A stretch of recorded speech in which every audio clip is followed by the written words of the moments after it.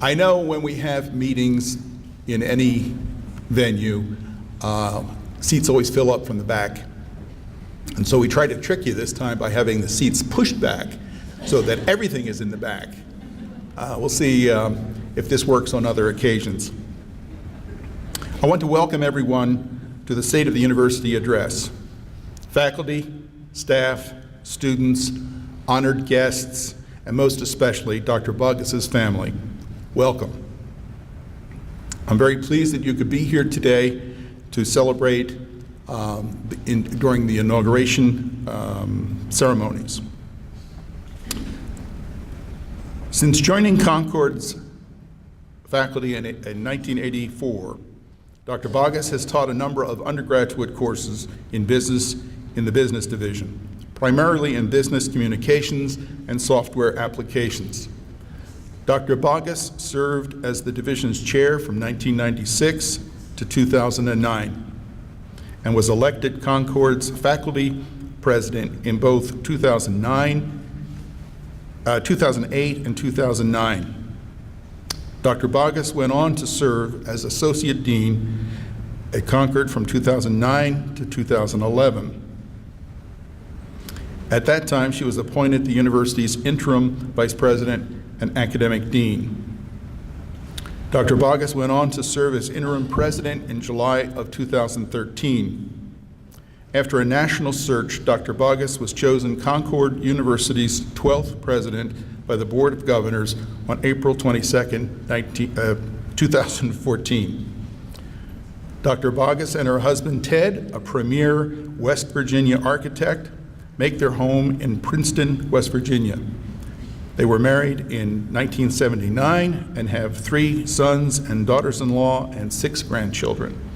I cannot boast a similar record. I give you Concord University's 12th president, Dr. Kendra Boggess.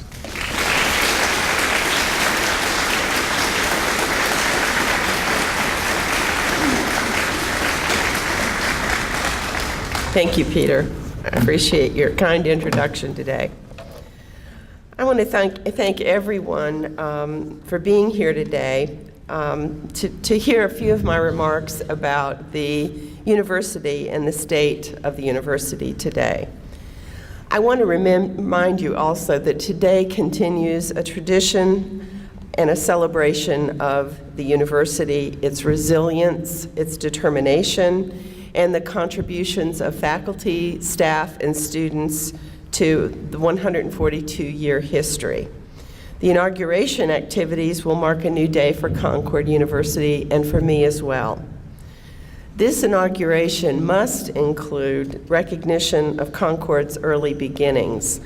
It's interesting to think about the fact that this institution grew from the dreams of a few local residents who were determined to educate West Virginia students. And the same institution that they began evolved to become the high-quality liberal arts education institution that still prepares young people from West Virginia and beyond today. As our mission states, the mission of Concord University is to provide high-quality, liberal arts-based education to foster scholarly activities and to serve the regional community. Concord is committed to accomplishing this mission. Concord currently offers degrees in professional programs such as education, social work, and business, along with preparatory programs in the health fields and law, philosophy. As I look around, there are so many. We have over 80 majors. Our graduate programs in education, social work, and human performance have developed leaders in each of those fields, and there are indications for potential additional growth and offerings at these levels in the future.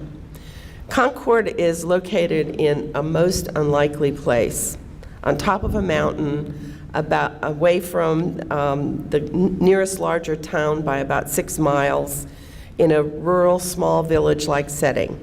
The local community was influential and supportive in the development of Concord Normal School 140 years ago.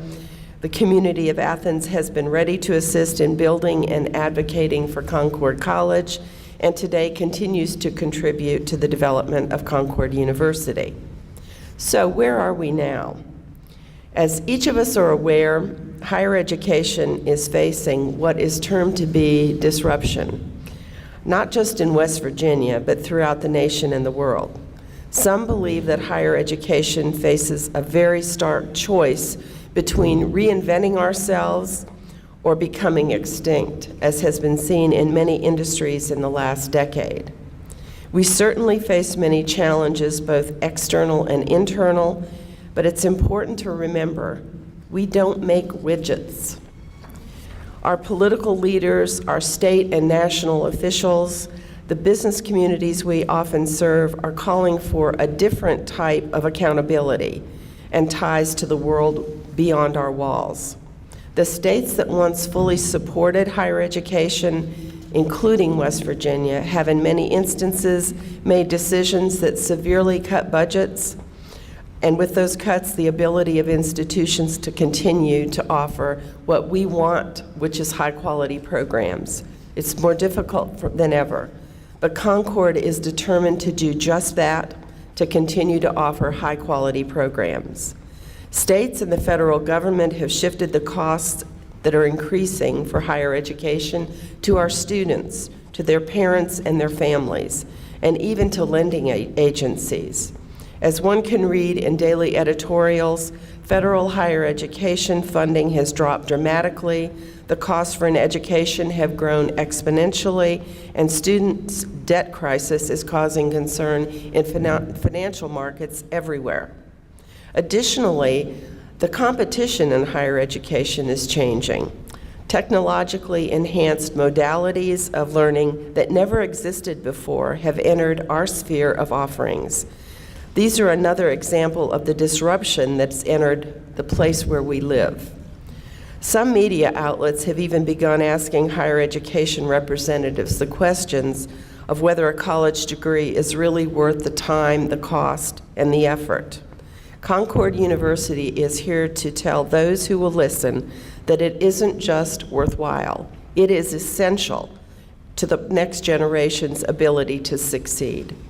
Although we see this as a most challenging time in higher education, I believe that the moments of the greatest challenge are also to be considered the times of greatest opportunity.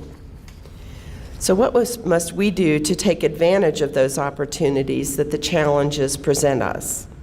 I believe that the work that has been completed in defining Concord's new strategic plan can help us to see the challenges before us as opportunities, to share them with one another, and to design implementation plans that will aid us in reaching and exceeding the goals we set.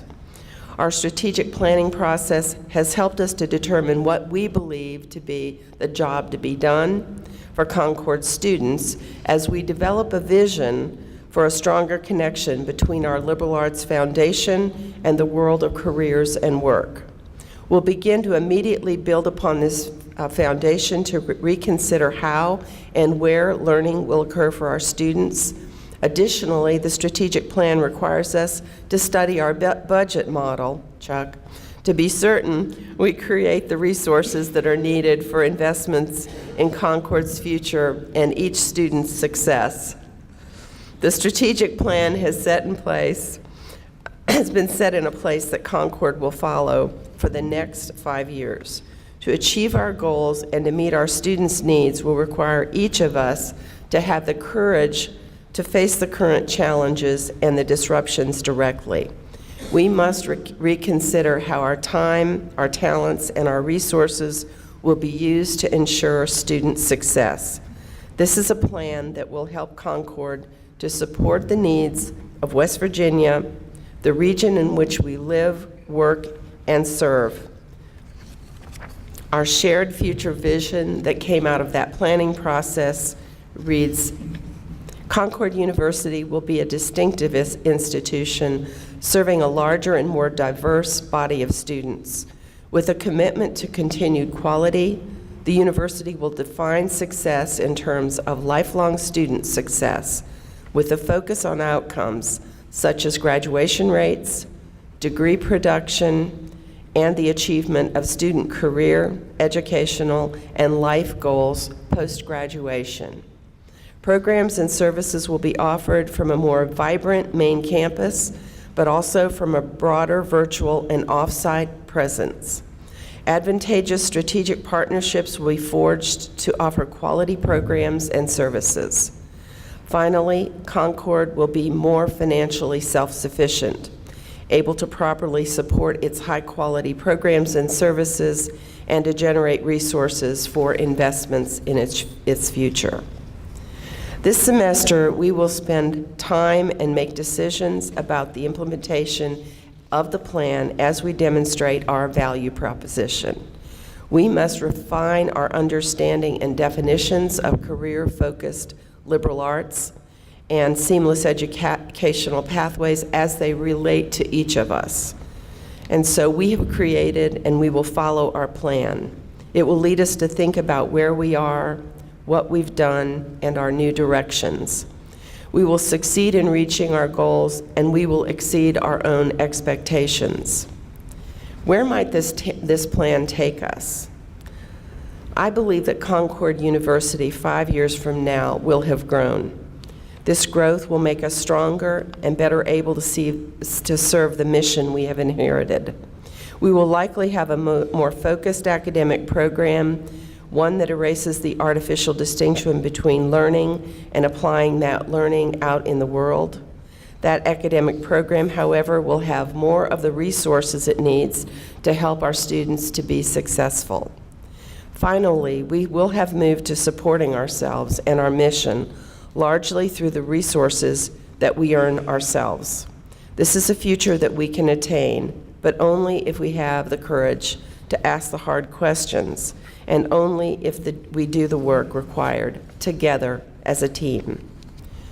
Beyond the strategic plan, there are so many excellent things going on at Concord. I can't begin to share them all, but I want to mention a few, not because they're more remarkable than the others, but because they're indicative of what we always do and are capable of continuing to do to serve the needs of our students, the institution, and the state through the activities of our staff, our faculty, and our students. On September 7th of this year, Concord's art department was recognized at the Huntington Museum of Art's biennial juried art presentation. Professor Jack Scheffler won the Best of Show Award, Jamie Biggs won a Merit Award, and Mark Moore won Honorable Mention. The Concord University Department of Art has distinguished itself once again. These faculty inspire students and will continue to do so. Dr. Gabe Rieger is on the advisory board of the Ohio Valley Shakespeare Conference and editor of the selected papers of the Ohio Valley Shakespeare Conference. He has an essay that will be published in the journal in January 2015. This faculty member inspires students and will continue to do so. Dr. Chris McLean of the Math Department received a grant that will fund student research and student travel so students may present their research work at Brigham Young University.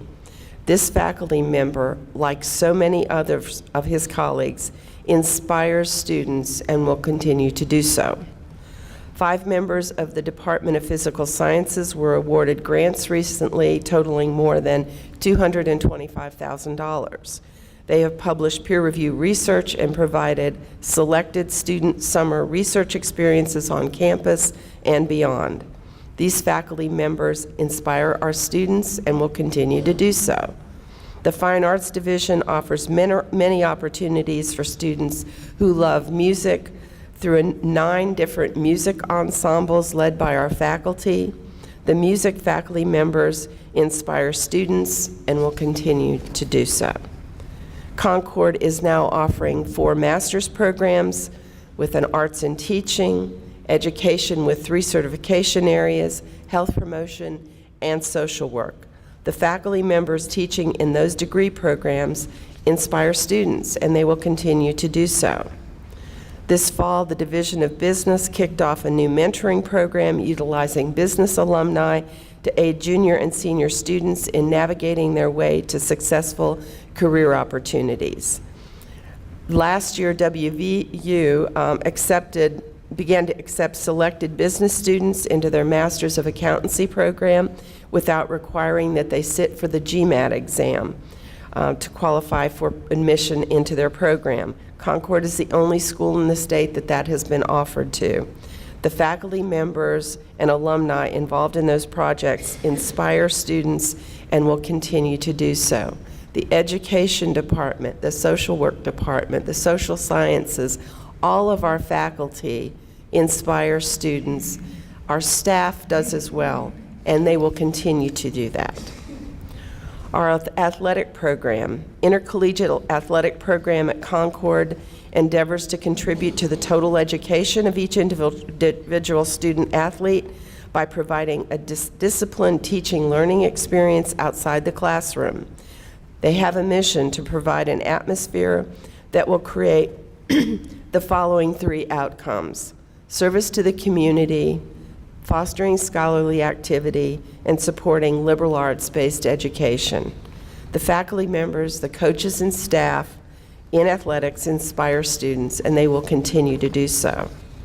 Beyond that academic areas, and if there's anyone I left out, I apologize, but I think every single one of our majors, every single one of our areas are inspirational to students.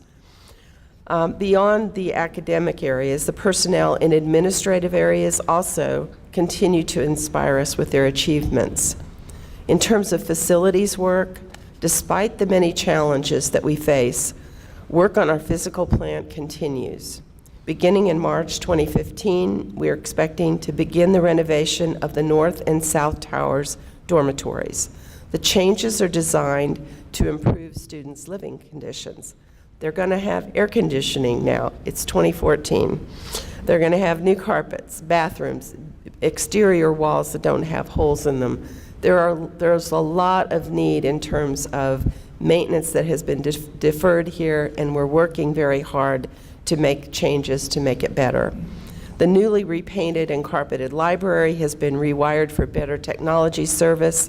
The building is now air-conditioned for students and staff comfort, along with the added benefit of preserving our many printed materials. There's going to be a rededication of the library October 10th at 3 o'clock in the afternoon, and hope to see a lot of you there. The Fine Arts Center has a new elevator, and while that doesn't seem like a big deal, it's a huge deal if you need to get from one level to the other and you're in a wheelchair. So the handicapped accessibility is being improved on campus. The sidewalks on campus are also being renovated and made ADA compliant. This will mean we can now serve even more students who have special needs. So the facilities staff inspire us and will continue to do so. The Student Center staff have hit the ground running this fall. They use media now to reach new students and to enliven the campus. They've planned off-campus activities like whitewater rafting for the fall, and students are showing broad interest in being involved. There's a Run for Heroes October 4th, and that also will include a motorcycle run event. In August, our Student Center personnel planned and held 7 different events, and this month, September, there are 6 more that have been planned, including political comedians, bands, rafting, and other entertainment. The staff here in the Student Center inspire us, and I believe they will continue to do so. In terms of fundraising, Concord is in the middle of one fundraising drive as we work toward a capital funds campaign that is much larger, probably in 2 or 3 years. We're working to renovate our track so that our nationally ranked award-winning track and field athletes will have the home field advantage once again that they deserve, and to be able to use the track regularly. Additionally, all members of the community will have access to use the track, whether they are faculty, staff, students, or residents of Athens. Last week, we received 2 substantial donations from local foundations that have put us much closer to our goal. The staff in the Advancement Office inspire us and will continue to do so. In alumni relations, we have seen the development of several new alumni chapters in the last 3 years, including one in Japan, thanks to some help of faculty, and a re-energized team of leaders who are planning for the future and finding ways to best serve the university community. It's very exciting to be in a place to enjoy the opportunity to build and strengthen the university's relationship with alumni. They really are everywhere we visit, and they have stories that warm all of our hearts. I try to bring them back to people whose names are mentioned, and faculty are always people that they're wondering about. How are you doing? Are they still there? I remember when he taught me what, or she told me I couldn't do X. It's very, very energizing to hear these stories. But the staff in the Advancement Office inspire us, and they will continue to do so. And so to conclude, as we go forward, I hope you will join me this year in facing our challenges and working together to establish new pathways for success. I hope you'll celebrate your time here at Concord, the friends that you have, the relationships you've developed, and academic experiences that you've struggled with and gained from. And that's both faculty and students. As your new president, I look forward to hearing your stories and to listening carefully to your suggestions and advice in furthering the mission of Concord. And I will say one more time, the most important emphasis for this year is growth of the university, recruiting and retaining more students, and resource development. We are fortunate to work at Concord University, those of us who do. We have wonderful students. We have first-generation students, West Virginia students, students from many other states, international students, veterans, non-traditional students. Most are quite committed to learning and to finding their pathways in life. It is such an honor to be able to help them pursue their dreams that lead to satisfying lives following graduation. It is also great to be able to follow them after they graduate. I am in touch with, as are many of our faculty and staff, graduates who live in Athens, Princeton, all around the state of West Virginia, throughout the nation and the world. And that is such an honor and a privilege. So let us go forward remembering the most important goal we share, and I share this with all the faculty and staff at Concord. That is our commitment to continuing to offer quality degree programs based upon a liberal arts foundation. And let us also remember that in this challenging moment, what is demanded of us is simply the very best. The current times demand that we seek the best, hold firm to quality, and continue to work towards estate progress. Concord will do its part in meeting the challenge. Go Mountain Lions.